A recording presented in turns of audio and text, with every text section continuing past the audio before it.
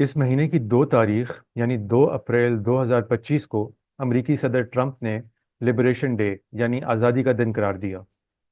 ये वो दिन था जिस दिन सदर ट्रंप ने दुनिया के तमाम ममालिक के लिए तिजारती टैरिफ्स का ऐलान किया।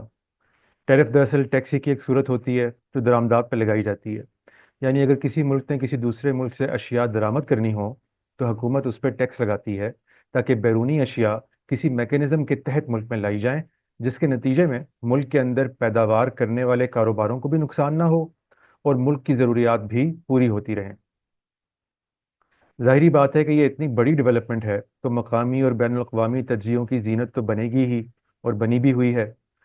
मगर मेरी नज़र में मुख्तलिफ मैदानों के माहिरीन अपनी महारत के एतबार से अलहदा अलहदा तबसरे कर रहे हैं, और इस बात की ज़रूरत है कि इन तमाम मैदानों को यकजा करके एक बिल इस्तिहाब और तफसीली तजिया किया जाए ताकि लोग समझ सकें कि ये इतनी बड़ी डेवलपमेंट क्यों है और इसके क्या असरात निकलेंगे, और क्या आम आदमी की ज़िंदगी भी इससे मुतासर होने जा रही है कि नहीं। इस वीडियो में फ़र्दन फ़र्दन हम इन तमाम जावियों यानी माशी और सियासी या जियो पोलिटिकल के साथ साथ मजहबी एतबार से भी इन पर बहस करते हैं। जो लोग मेरे चैनल से वाकिफ़ हैं वो जानते हैं कि मैं हर चीज़ को मज़हब से भी लिंक करता हूँ, क्योंकि मज़हब हमारी ना सिर्फ ज़िंदगी का एक अहम हिस्सा होता है बल्कि वो बहुत से ऐसे हिकमत अमली के मामलात भी हमें हमारी हमारी हिदायत में बता रहा होता है कि जिनसे हम अहम फैसले कर पाएँ। इसलिए आइए शुरू करते हैं। सदर ट्रंप ने इक़्तिदार में आने से पहले ही अपनी बहुत सारी पॉलिसियों पर लबकुशाई भी की थी, और इसकी सियासी पार्टी से ताल्लुक़ रखने वाले बहुत से लीडरों और वर्कर्स ने एक प्रोजेक्ट 2025 के नाम से एक वाइट पेपर बाकायदा जारी भी कर दिया था, जिसमें इन तमाम पॉलिसियों का जिक्र मौजूद था जो ट्रंप को नाफिज करनी चाहिए। अगरचे सदर ट्रंप ने इस दस्तावेज से लाताल्लुकी का इजहार किया, लेकिन तमाम जानने वाले लोग जानते हैं कि सियासतदान अक्सर चीज़ों से लाताल्लुकी का इजहार क्यों करते हैं। उसकी कानूनी और बहुत सी सियासी वजूहात होती हैं, मगर सब तकरीबन इस बात पे मुत्तफ़िक़ हैं कि यही वो प्रोजेक्ट है जिसकी चीज़ों को मिनोआन वो अपने इस दौर इक़्तिदार में फॉलो भी कर रहा है और आगे भी करता रहेगा। इस प्रोजेक्ट में ये टैरिफ्स भी वाज़ेह तौर पे मेंशन थे कि वो दुनिया के मुख्तलिफ ममालिक के ऊपर टैरिफ लगाने का इरादा रखता है। तो अब जानने की बात यह है कि ये टैरिफ कैसे कैलकुलेट किए गए हैं, और ये भी कि आखिर ट्रंप इनको नाफिज करके क्या फ़ायदा हासिल करना चाहता है, और ये भी कि उसके जहन में ये टैरिफ्स लगाने का ख्याल आया कैसे। पहले फॉर्मूले पे आते हैं। ट्रंप ने इन टैरिफ्स को रिसिप्रिकल टैरिफ्स का नाम दिया है। यानी इसका दावा यह है कि ये टैरिफ्स अमेरिका दरअसल उन टैरिफ्स के जवाब और रद्द अमल में लगा रहा है जो दूसरे ममालिक ने पहले से अमेरिका पे लगा रखे हैं। यानी उसका मकसद ये है कि अमेरिका कोई पहल नहीं कर रहा बल्कि अपने साथ होने वाली ज़्यादतियों का मदावा कर रहा है, और वो भी इस तरह नहीं कि जो ज़्यादती उसके साथ होती आ रही है उतनी ही ज़्यादती वो बदले में करने जा रहा हो, बल्कि वो तो फिर भी रहम दिली का मुजाहरा करते हुए इससे आधे टैरिफ लगा रहा है जो दुनिया ने उस पर लगा रखे थे। अपने इस ऐलान की तकरीब में वो चार्ट लेकर आया जिसमें 2 कॉलम थे। एक कॉलम में वो मुबैना टैरिफ थे जो कोई मुल्क अमेरिका से दरामदात पे लगाता है, और दूसरे कॉलम में वो जवाबी टैरिफ थे जो पहले कॉलम के आधे थे, जो अब अमेरिका इन ममालिक पे लगाने जा रहा था। तमाम ये समझना नहायत ज़रूरी है कि ये टैरिफ्स कैसे कैलकुलेट किए गए और दुरुस्त भी हैं कि नहीं, कि जिनकी बुनियाद पे जवाबी टैरिफ लगाए जा रहे हैं। अगरचे उसने उस वक्त कोई फार्मूला शेयर नहीं किया कि उसने टैरिफ कैसे निकाले, लेकिन बहुत से एक्सपर्ट्स ने फ़ौरन खुद ही से वर्कआउट कर लिए। उन्होंने इस फार्मूले को वर्कआउट तो बड़ी आसानी से कर लिया, लेकिन वो इस पर बात करने से कतरा रहे थे, क्योंकि उनको यकीन नहीं आ रहा था कि दुनिया में दिहाइयों से चले आ रहे एक पेचीदा तजारती बैलेंस को दुनिया के अहम तरीन मुल्क का लीडर ऐसे बेतुके और रियाजियाती तौर पर गलत महज तरीके से कोहराम में मुब्तला कर सकता है। खैर, इन माहिरीन ने यह बताया कि नंबरों के मवाजने से यही लगता है कि बस किसी मुल्क के साथ अमेरिका के तिजारती खसारे ना कि टैरिफ को न्यूमरेटर यानी शुमार कुनंदा में रखकर डिनोमिनेटर यानी नसब नुमा अमेरिका की उस मुल्क से दरामदाद से तकसीम कर दिया गया है, और बस। यानी उसमें टैरिफ्स का कोई लेना देना ही नहीं। टैरिफ्स तो बैनुल अक़वामी तौर पर शाया होते हैं, और ये फार्मूला सिरे से उन्हें बुनियाद ही नहीं बनाता। यानी मसलन यूरोपीय यूनियन के अमेरिका के ऊपर लगाए गए खालिस मौसर टैरिफ की कुल औसत तकरीबन 1.5 से 2% बनती है, मगर ये चार्ट उन्हें 39% दिखाता है, जो बिल्कुल बेबुनियाद है। चुनाचे जब फिर जवाबी टैरिफ इसका निस्फ यानी 20% लगा दिया गया तो यूरोपीय यूनियन इसे मजाका खेज और गैर मुनसिफाना करार दे तो बिल्कुल हक बजानिब है। बस ان ممالک نے سوچا کہ انتظار کرتے ہیں کہ امریکہ خود ان نمبروں کی وضاحت کے لیے اپنا فارمولا شائع کرے جس سے کچھ سینس بن سکے، مگر ٹرمپ کے متعلق جب بھی آپ یہ سوچیں کہ اس نے کوئی کام گہری سمجھداری سے کیا ہوگا تو آپ کو ہمیشہ مایوسی ہوتی ہے۔ تو اسی دن یا اس کے فوراً بعد اگلے دن وائٹ ہاؤس نے اپنی ویب سائٹ پہ وہ فارمولا شائع کر دیا۔ آپ بھی اس فارمولے کو دیکھیں، لگتا ہے نا ذرا پیچیدہ سا؟ تو یہ صرف عام لوگوں کو پیچیدہ دکھائی دے گا، اور اسی لیے اس طرح ڈیزائن بھی کیا گیا ہے کہ بس ٹرمپ کے عام ووٹر سمجھیں کہ اس کی ٹیم نے کوئی بڑی اوکھی چیز بنائی ہے اور کمال کر دیا ہے، جبکہ ماہر معاشیات کے لیے، بلکہ ریاضی سے تھوڑی دلچسپی رکھنے والوں کے لیے بھی اس میں کوئی پیچیدگی بھی نہیں، اور یہ بالفاظ دیگر وہی فارمولا ہے جو ماہرین نے پہلے سے ورک آؤٹ کر لیا تھا، مگر اس کے بچگانہ ہونے کے باعث بے یقینی و مبتلا تھے۔ آئیے میں آپ کو اسے حل کر کے دکھاتا ہوں۔ اس فارمولے میں آپ دیکھیں، یہ اوپر ایکس آئی اور ایم آئی لکھا ہوا ہے، تو یہ اصل میں اسی ٹریڈ ڈیفیسٹ کو ریپرزینٹ کرنے کا ایک طریقہ ہے، یعنی کہ برآمدات منفی درآمدات، تو اس سے کیا ہوتا ہے؟ تجارتی خسارہ نکل آتا ہے۔ نیچے کیا ہے؟ نیچے ایک کے بجائے انہوں نے تین ویریبلز دے دیے۔ اب اصل میں ایک ہی ویریبل ہے، یہ باقی دونوں ویریبل صرف اس فارمولے کو تھوڑا پیچیدہ بنانے کے لیے ساتھ لگا دیے ہیں، مگر حقیقت میں ایک دوسرے کو کینسل آؤٹ کر دیتے ہیں، کیونکہ ان کی ویلیوز جو انہوں نے اس میں ڈالی ہیں، وہ اس ویریبل کی ویلیو 4 ڈالی ہے اور اس کی ویلیو اشاریہ 25، جو کہ ہم سب جانتے ہیں ان کو ضرب دینے سے ایک نکلتا ہے، اور ایک کو کسی نمبر سے ضرب دینا یا نہ دینا برابر ہوتا ہے۔ اس لیے نیچے بس وہی کل درآمدات ہی بچیں، اور یہ بالکل وہی فارمولا بچ جاتا ہے جو اس سے پہلے ماہرین نکال چکے تھے، اور جیسا کہ پہلے ذکر ہو چکا، اس کا ٹیرف سے کوئی تعلق ہی نہیں، اور ایک بالکل بھونڈا اور غیر علمی طریقہ ہے یہ۔ اس ساری تفصیل کی تصدیق آپ اس فارمولے میں کسی بھی ملک کی امریکہ کے ساتھ پچھلے سال درآمدات اور برآمدات کا ڈیٹا ڈال کے کر سکتے ہیں۔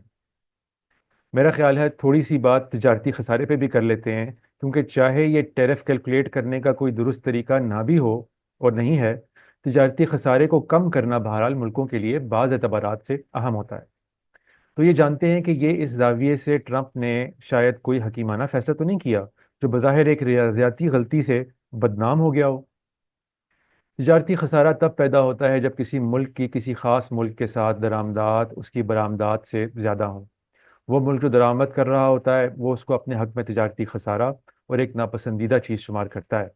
کیونکہ درآمدات کے عوض وہ زیادہ مال دوسرے ممالک کو دے رہا ہوتا ہے اور برآمدات کے ذریعے کم مال ملک میں لا رہا ہوتا ہے، اور اگر اس کی برآمدات درآمدات سے زیادہ نکلیں تو اس کو تجارتی سرپلس یا تجارتی زیادتی یا بیشی کہہ دیتے ہیں، جسے بالعموم برا نہیں سمجھا جاتا۔ یہ بات بھی درست ہے کہ ممالک کی عام طور پہ یہ کوشش ہوتی ہے کہ وہ درآمدات اور برآمدات میں ایک بیلنس رکھیں، اس طریقے سے ان کی اکانومی بہتر چلتی ہے، مگر یہ ایک آئیڈیل اور نیک خواہش ہے۔ اسے حاصل کرنا اکثر مشکل بلکہ ناممکن ہوتا ہے، کیونکہ اس کا تعلق کسی ملک کی پیداواری صلاحیت اور اس کے عوام کی خوشحالی اور قوت خرید کے ساتھ ہوتی ہے۔ اس کو مثال سے سمجھیں، ملکوں پہ بعد میں آتے ہیں، پہلے ذرا دکانداروں کی مثال لے لیں۔ فرض کریں ایک دکاندار بڑا سپر سٹور چلا رہا ہے، اب اس کے بہت سارے سپلائر ہوں گے، کوئی اسے چاول مہیا کر رہا ہوگا، کوئی بیچنے والا اس کو باتھ روم کے آئٹمز بیچ رہا ہوگا، کوئی اسے کھلونے بیچ رہا ہوگا۔ اچھا، ممکن ہے وہ سپلائر بھی سپر سٹور سے کچھ چیزیں خرید رہے ہوں، تو کیا یہ ہمیشہ ممکن ہوگا کہ وہ سپلائر بھی سپر سٹور سے برابر مالیت کی چیزیں خرید رہے ہوں؟ ظاہر ہے کہ نہیں۔ سپلائر کبھی غریب کسان ہوں گے جو ایک چیز محدود مقدار میں پیدا کر رہے ہوں گے، اور ان کی اپنی ضروریات غریب ہونے کے باعث بہت محدود ہوں گی، جبکہ سپر سٹور بہت مقدار میں چیزیں خرید رہا ہوگا اور اس کی اپنے گاہکوں کے اعتبار سے ضروریات بھی زیادہ ہوں گی اور انہیں پورا کرنے کی قوت خرید بھی۔ یعنی اپنی اصل میں یہ بڑے کاروباری اور چھوٹے کاروباری کا فرق ہے، جو فرد سے لے کر ممالک تک ہر سطح پر تجارتی خسارے کا موجب بنتا ہے۔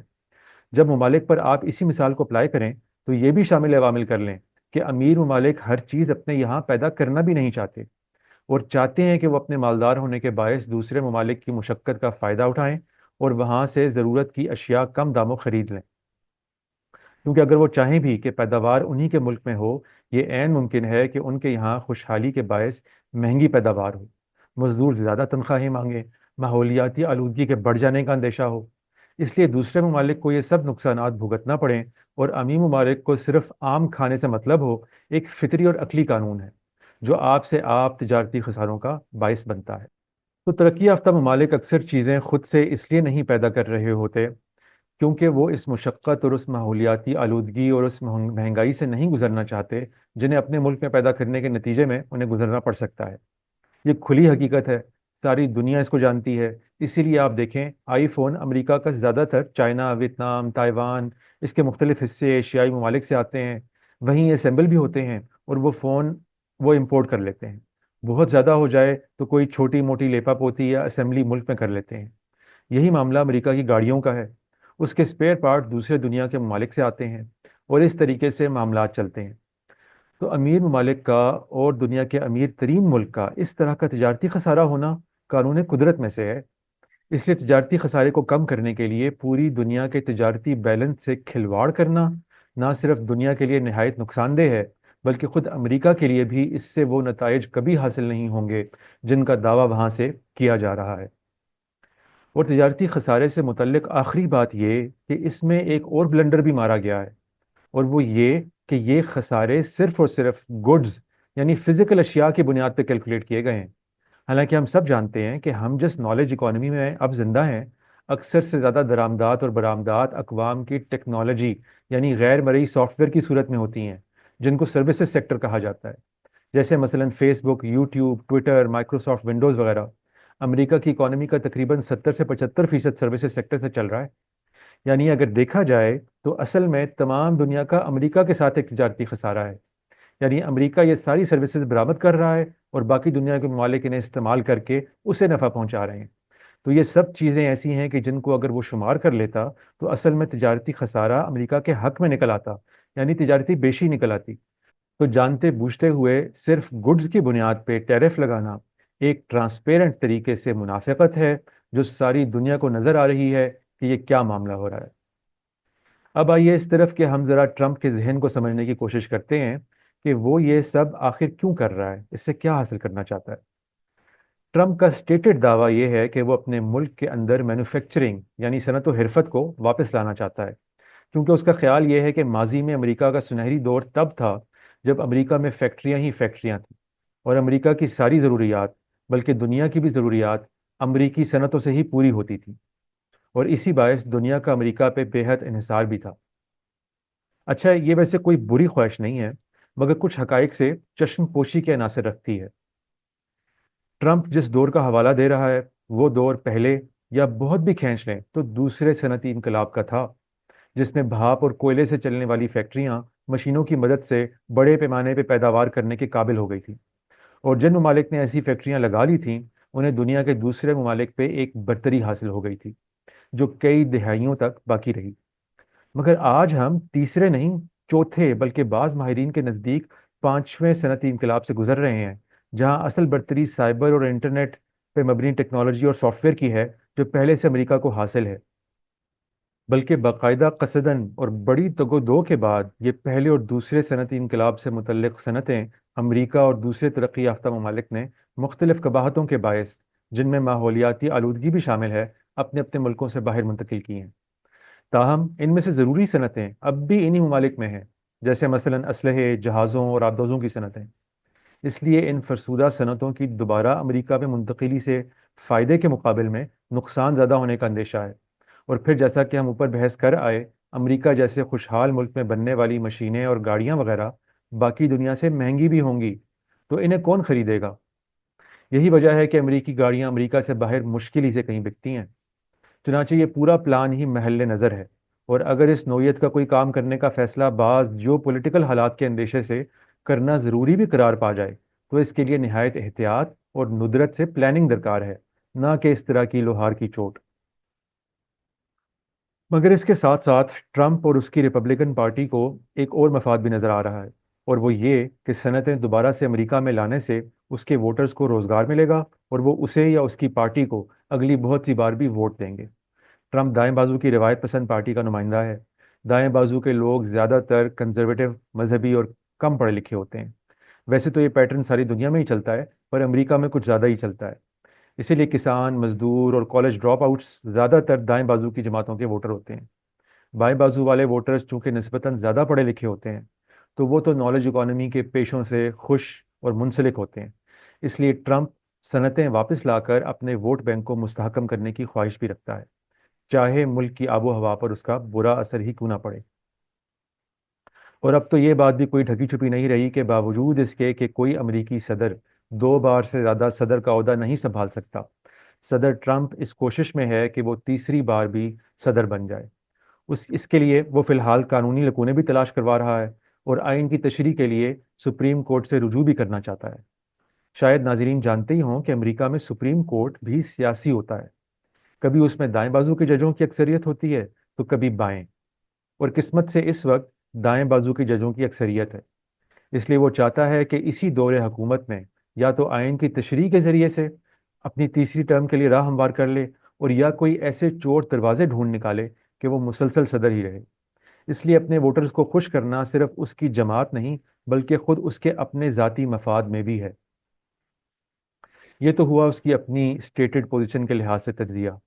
تاہم حقیقت یہ ہے کہ اس کے ساتھ ساتھ اس کے ذہن میں گیم آف تھرونز کے میڈ کنگ کی طرح کچھ اتنی بچکانہ چیزیں بھی چل رہی ہوتی ہیں کہ ان کو جانے بغیر اس کے اقدامات کو پوری طریقے سے سمجھنا ممکن ہی نہیں ہوتا۔ بس یہ خیال کہ اسے ٹیرفز کا راستہ اپنانا چاہیے، آخر اس کے ذہن میں آیا کیسے؟ کیونکہ وہ خود تو نہ ہی کوئی ماہر معاشیات ہے بلکہ نہایت کم علم ہے، تو اس کے پیچھے ایک دلچسپ اور حیران کن واقعہ ہے، آپ سن کے ضرور محظوظ ہوں گے۔ ہوا کچھ یوں کہ اپنی پہلی ٹرم میں اسے یہ خیال سوچا کہ میں کس طرح سے ملک کے اندر اور باہر ایک ٹف اور مضبوط شخصیت ہونے کا اظہار کروں۔ تو اس نے اپنے داماد جیرڈ کشنر کو بلا بھیجا، جس کو اس نے بہت سی حکومتی ذمہ داریاں دے رکھی تھیں۔ کشنر کو اس نے یہ ٹاسک دیا کہ مجھے کوئی ایسا ماہر معاشیات تلاش کر کے دو جو بیک وقت میرے ٹف ہونے کے امیج کو پالیسیوں کے ذریعے سے دنیا بھر میں عام بھی کر سکے، اور خصوصاً چین کو سبق سکھانے میں بھی معاون ہو۔ جن لوگوں کو ٹرمپ کی پچھلی ٹرم یاد ہے وہ جانتے ہوں گے کہ تمام یورپ اور ترقی یافتہ ممالک کے حکمران ٹرمپ کو ایک مذاق سمجھتے تھے اور بین الاقوامی کانفرنسوں میں اسے بالکل لفٹ نہیں کراتے تھے۔ اس لیے ایک نرگسیت پسند حکمران کی طرح اس کا جی چاہا کہ دنیا بھر کے حکمران آ کے اس کی انگوٹھی چومیں، اس سے عالی جا رحم کی فریادیں کریں۔ یہ پوری کہانی وینٹی فیئر کے نامور جریدے میں لکھی موجود ہے، آپ جا کے اسے پڑھ سکتے ہیں، میں اس کا لنک ڈال دوں گا۔ اب ٹرمپ کے ہواری اسی جیسے ہیں، پڑھنے لکھنے سے انہیں کبھی کوئی شغف ہی نہیں ہوتا، تو کشنر صاحب کسی ماہر معاشیات کو کہاں جانتے تھے، اور وہ بھی ایسے غیر حقیقت پسندانہ ماہر کو جو ٹرمپ کی ایگو کی خاطر عالمی تجارتی بیلنس سے کھلواڑ کرنے کے حق میں ہو۔ تو انہوں نے وہی کیا جو 8ویں کلاس کا کوئی طالب علم کرتا ہے، وہ کتابوں کی سائٹ امیزون پہ گیا اور معاشیات کی کتابیں دیکھنی شروع کی۔ آپ کو پتا ہوگا کہ امیزون کی سائٹ کے اوپر آپ کتابیں پڑھ نہیں سکتے، کور دیکھ سکتے ہیں، اور 3 4 5 صفحے اور جو ٹیبل آف کانٹینٹس ٹائپ کی چیزیں ہوتی ہیں ان کا مطالعہ کر سکتے ہیں۔ اس لیے اس نے ونڈو شاپنگ شروع کی اور کتابوں کے عنوانات پڑھنے شروع کیے۔ تو وہاں پر اس کو ایک کتاب کا عنوان نظر آیا، ڈیتھ بائی چائنا۔ اب ایک اوسط درجے کا فہم رکھنے والے شخص کے لیے یہ ایک محظوظ کر دینے والا عنوان ہے، اس لیے کہ جو لوگ مغرب سے واقف ہیں وہ جانتے ہیں کہ جب جہیز میں بیٹیوں کو یہ شادی وغیرہ کے برتن دیے جاتے ہیں تو ان کو وہاں پر چائنا کہا جاتا ہے، یعنی کہ یہ ایک زومانی جملہ بن گیا کہ بات چین کی ہو رہی ہے مگر عنوان سے کوئی گھریلو مسٹری لگتی ہے۔ اس کو یہ گمان گزرا کہ یہ کوئی ایسا ادیب ہے جو ہماری سوچ سے شاید میل کھاتا ہو، اس لیے اس ادیب جس کا نام پیٹر نوارو تھا کو ٹرمپ کا مشیر بننے کا پیغام بھیجا، اور نوارو صاحب نے بصر و چشم اسے فوراً قبول بھی کر لیا۔ اگرچہ نوارو صاحب نے معاشیات پر بہت سی کتابیں لکھ رکھی تھیں، پر ان کے اپنے کریڈینشلز کوئی ایسے نہ تھے کہ معاشیات کی دنیا میں انہیں کوئی جانتا ہو۔ اس لیے اپنی کتابوں میں جگہ جگہ اپنے دعووں میں وزن پیدا کرنے کے لیے وہ ایک ماہر کا حوالہ دیتے پھرتے تھے جن کا نام رون ویرا بتلاتے تھے۔ ابھی وہ مشیر بنے ہی تھے تو رون ویرا صاحب کی طرف سے واشنگٹن کے حلقہ اقتدار میں ای میلیں بھی آنا شروع ہو گئیں جن میں ٹیرفز کی مدح سرائی کا بیش بہا سامان تھا، اور وہاں سے ٹرمپ صاحب کو ٹیرفز کا پلان مل گیا جو ان کی خواہش کے عین مطابق بھی تھا۔ تو لوگوں نے معلوم کرنا شروع کیا کہ یہ رون ویرا کون ہے، بھائی اس کا کسی نے آج تک نام کیوں نہیں سن رکھا؟ تو جانتے ہیں کیا پتا چلا؟ کہ رون ویرا نام کا کوئی شخص کبھی تھا ہی نہیں، وہ تو محض ایک افسانوی کردار تھا جو ان صاحب نے خود گھڑا تھا، بلکہ یہ نام بھی محض اس ادیب پیٹر نوارو کے آخری نام کے حروف کی ترتیب نو سے اس نے خود ہی وضع کر لیا تھا۔ ایسے ناموں کو ایناگرام کہتے ہیں، یعنی پورا پلان اور اس کی بنیادیں ہی جال سازی پہ مبنی تھی۔ یہ تھی داستان ٹرمپ کے پلانوں اور اس کے بچکانہ ورلڈ ویو کی۔ وہ پوری دنیا کے تجارتی بیلنس سے اس لیے کھلواڑ کرنا چاہتا ہے کہ ایک طرف اسے اپنے کچھ سیاسی مفادات حاصل ہو جائیں اور دوسری جانب کچھ عالمی قوتوں کو، جن میں یورپ اور چائنا سر فہرست ہیں، وہ سبق سکھانا چاہتا ہے، جو یہ بھی نہیں جانتا کہ ٹیرف دوسرا ملک نہیں، اپنا ملک یعنی درآمد کرنے والے لوگ بھر رہے ہوتے ہیں، اور اس کی اختیار کردہ مدبرانہ پالیسی ایک جعلی اور خیالی ماہر کی طرف منسوب ہے۔ اور ان ٹیرفز کا اطلاق ایسے ممالک پہ بھی کر دیا گیا ہے جہاں انسانوں کے بجائے صرف پینگوئنز بستے ہیں۔ حیرت ہوتی ہے کہ آپ کو اب بھی ایسے لوگ مل جائیں گے جو اس کی پالیسیوں کی سربستہ حکمتوں کی کھوج میں آپ کو خود رفتہ ملیں گے اور اس کی دور اندیشی کا دم بھرتے نظر آئیں گے۔ اب آئیے اس کے اثرات کا مطالعہ کرتے ہیں کہ ممکنہ طور پر اس کے کیا اثرات مرتب ہو سکتے ہیں، اور ان کو بھی دو حصوں میں تقسیم کر لیتے ہیں، ایک معاشی اور دوسرے سیاسی۔ پہلے معاشی کو ڈسکس کرتے ہیں کیونکہ وہ براہ راست متعلق بھی ہیں اور مترتب ہوتے نظر بھی آ رہے ہیں۔ اس کا بڑا ترین اثر تو سٹاک مارکیٹوں میں تاریخی مندی کی صورت میں فوراً ہی نکلنا شروع ہو گیا تھا۔ امریکہ کی اپنی اور دنیا بھر کی سٹاک مارکیٹیں کریش ہونے کے قریب قریب ہیں، اور کھربوں ڈالر کے قریب قریب نقصان اب تک ہو چکا ہے۔ ایک غیر یقینی کی صورتحال ہے جو کاروباروں کے لیے ہمیشہ مہلک ترین ہوتی ہے۔ اب یہ اونٹ کس کروٹ بیٹھتا ہے واضح نہیں ہے، لیکن جس قدر نقصان ہو چکا ہے اس سے پہلے کم از کم پچھلے 100 سال میں اس کی کوئی نظیر نہیں ملتی، کیونکہ ماضی کے بحران ناقابل کنٹرول دیرینہ قدرتی حرکیات سے پیدا ہوئے تھے۔ یہ واحد مصنوعی بحران ہے جو خود اپنی پالیسیوں سے یک لخت پیدا کر دیا گیا ہے۔ تاہم اسٹاک مارکیٹس اس اصول پر آپریٹ کرتی ہیں کہ اس میں جب یہ غیر یقینی کی صورتحال ختم ہوتی ہے تو چاہے نئی صورتحال اچھی ہو چاہے بری ہو، یعنی چاہے ٹیرفز باقی رہیں چاہے نہ رہیں، جب ان کو کلیئرٹی مل جاتی ہے کہ ایک معاملہ کس نہج سے آگے بڑھے گا تو اسٹاک مارکیٹوں میں پھر سے امپرومنٹ آ جاتی ہے۔ اس میں یہ خدشہ بھی بہرحال تمام اکانومسٹ رکھتے ہیں اور اس کا برملا اظہار بھی کر رہے ہیں کہ کمپلیٹ ریسیشن بھی آ سکتا ہے۔ آپ کو معلوم ہی ہے کہ اس سے پہلے ہماری زندگی میں کم از کم دو بڑے ریسیشن آ چکے ہیں۔ ایک 2008 کا فائنینشیل کرائسس تھا، اور اس کے بعد کووڈ کے ٹائم پہ بھی کرونا وائرس آیا، تب اس ٹائم پہ بھی ریسیشن آئے۔ لیکن یہ پہلا مصنوعی ریسیشن ہوگا اگر حالات مزید بگڑے تو، کیونکہ ٹرمپ نے بہرحال یہ اعلان بھی تو کر رکھا ہے نا کہ میرے ساتھ نیگوشیٹ کرو، اور اگر نیگوشیٹ کرنے میں کامیاب ہو گئے تو ہو سکتا ہے میں ٹیرف ہی ہٹا دوں۔ تو یہ بھی دیکھنا پڑے گا کہ کتنے ممالک اس سے نیگوشیٹ کرتے ہیں اور کتنے نہیں کرتے۔ چائنا آپ کے سامنے ہی ہے، چین نے تو ریسیپروکل ٹیرفز لگا دیے ہیں، تو وہ تو لڑائی کا پورا ایک بازار گرم کرنے کا اب ارادہ رکھتا ہے۔ اگرچہ اس نے ٹرمپ کے پہلے دور میں لگائے گئی پابندیوں کے بدلے میں کچھ نہیں کیا تھا، بلکہ اربوں ڈالر خرچ کر کے اپنی کرنسی کی پالیسیوں میں اصلاحات لایا تھا تاکہ امریکہ کو مطمئن کر سکے۔ لیکن اس دفعہ وہ بھی میدان میں مقابلے کے لیے کود پڑا ہے، اور WTO میں بھی، ورلڈ ٹریڈ آرگنائزیشن کے اندر بھی اپنے کیس کو لے گیا ہے۔ دوسرا معاشی اثر اسٹریٹجک لیول کا ہے، اور وہ یہ کہ دنیا اپنی تجارتی سپلائی چینز ری الائن کرے گی، یعنی کون سی استعمال کی چیز کہاں سے درآمد کرنی ہے یا کسے بیچنی ہے، اسے دنیا کے بڑے تجارتی مراکز دوبارہ سے ترتیب دینے کی ایکسرسائز کریں گے، کیونکہ ان ٹیرفز نے وہ سب پتے بکھیر دیے ہیں جن پہ دنیا کا اب تک تکیہ تھا۔ سپلائی چین کے نئے لنکس سالوں اور دہائیوں میں بنتے ہیں، یہ کوئی آسان کام نہیں ہوتا۔ تو جب دنیا کو یہ محسوس ہو رہا ہے کہ امریکہ اب ایک کروٹ ایسی لے رہا ہے جس سے واپسی شاید آسان اور شاید ممکن بھی نہ ہو، تو اب تمام دنیا کی اہم تجارتی قوتیں جیسے یورپ ہو گیا، چائنا، کینیڈا، ساؤتھ امریکہ کی مارکیٹیں ہو گئیں، یہ سب اب اپنے نئے تعلقات تلاش کریں گے۔ یہ خدشہ پہلے بھی تھا کہ چائنا جیسا غیر جمہوری ملک دنیا کے تجارتی نیٹ ورک میں سینٹرلٹی اختیار کرتا جا رہا ہے، پر یورپ اس وقت امریکہ کے ساتھ مل کر یہ مقام حاصل اسے کرنے نہیں دے رہا تھا۔ لیکن اب وہ اس کا برملا اظہار کر رہے ہیں کہ امریکہ نے خود انہیں چین کی طرف دھکیل دیا ہے، اور جب یہ ری الائنمنٹ ہوتی ہے تو دونوں چیزیں ممکن ہوتی ہیں، اپرچونٹی بھی ہوتی ہے، اور کوئی ممالک اس اپرچونٹی کو استعمال کریں گے اور امریکہ کے مزید قریب ہو جائیں گے، اور کچھ ہوں گے جو زیادہ دور ہو جائیں گے، چائنا کے قریب ہو جائیں گے، روس کے قریب ہو جائیں گے۔ تو اس سے دونوں باتوں کی توقع رکھی جا سکتی ہے۔ پاکستان جیسے ممالک کے لیے اس میں اپرچونٹی بھی چھپی ہوئی ہے، کیونکہ پاکستان کے جو مسابقتی یا کمپیٹیٹرز ہیں وہ بنگلہ دیش، انڈیا اور اس کے ارد گرد کے ممالک بنتے ہیں، تو ان پر بھی کافی بڑا ٹیرف لگا دیا گیا ہے۔ اگرچہ انڈیا کا پاکستان سے کم ہے اور بنگلہ دیش کا غالباً زیادہ ہے، لیکن یہ دیکھنا پڑے گا کہ ہمارے بعض اکانومی کے ایکسپرٹ ایسی کوئی حکمت عملی بنا پاتے ہیں جس کے ذریعے سے شاید بظاہر نقصان حقیقی فائدے میں بدل جائے۔ بہرحال دنیا ایک شوق سے تو گزر ہی رہی ہے، دیکھتے ہیں کون اس شوق کو بہترین استعمال کر پاتا ہے۔ تاہم معاشی اثرات سے زیادہ اہم اور خطرناک دراصل سیاسی اثرات یا جیو پولیٹیکل اثرات ہیں، جن سے اس عالمی نظم کو نبرد آزما ہونا پڑے گا اور جس کے ابتدائی مقدمات نظر آنے شروع ہو گئے ہیں۔ دیکھیے، جنگ عظیم اول اور دوم کے بعد دنیا کے اندر ایک نیا بیلنس سامنے آیا، جس بیلنس کو امریکہ لیڈ کر رہا تھا اور کسی حد تک سوویت یونین بھی اپنا کردار ادا کر رہا تھا۔ آپ کو پتہ ہی ہے، دنیا کے اندر یہ بڑی کلونیل طاقتیں ہوا کرتی تھیں پہلے پہلے، برطانیہ، اسپین، فرانس، پرتگال وغیرہ۔ تو جنگ عظیموں کے بعد اور ان کی جگہ امریکہ یا کسی حد تک سوویت یونین نے لے لی۔ امریکہ نے سوویت یونین کا مقابلہ کیا اور اسے شکست دے دی،